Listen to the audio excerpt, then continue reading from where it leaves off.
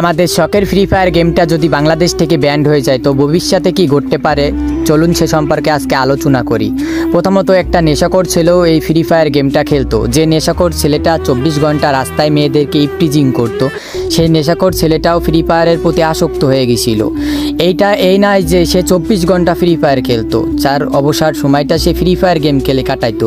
যে অবসর টাইমটা সে একটা মেয়েকে ডিস্টার্ব করতো আগে এক সময়, কিন্তু সে ফ্রি ফায়ার গেম খেলে কাটাতো। এটা আমাদের সরকারের চোখে যায়নি, অথবা আমাদের আইনের যারা লোক আছে তারা দেখিনি।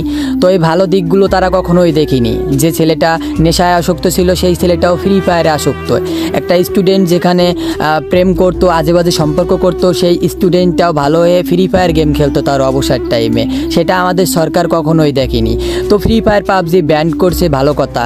যেখানে আগে সপ্তাহে কেস নিত, বিভিন্ন ধরনের কেস, মারামারি হুড়াহুড়ির কেস কোর্টে যাইতো, কিন্তু ফ্রি ফায়ার ব্যান করার পরে আমাদের দেশে অধিকাংশ কেস যাবে ধর্ষণ মামলা লাইন লেগে যাবে। যে স্টুডেন্টটা এক সময় ফ্রি ফায়ারের প্রতি আসক্ত ছিল সেই স্টুডেন্টটা এক সময় মেয়েদের প্রতি আসক্ত হয়ে যাবে।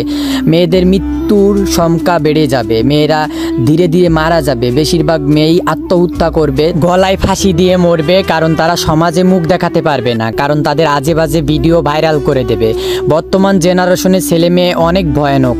যেমন দেখুন, এই স্টুডেন্ট কিন্তু দেশ স্বাধীন করলো দ্বিতীয়বারের মতো, সেই স্টুডেন্টরাই কিন্তু এই ফ্রি ফায়ার গেমের প্রতি আসক্ত। আর আমাদের দেশের সরকার, বর্তমান সরকার এই ফ্রি ফায়ার গেমটায় ব্যান করে দিতে চলেছে।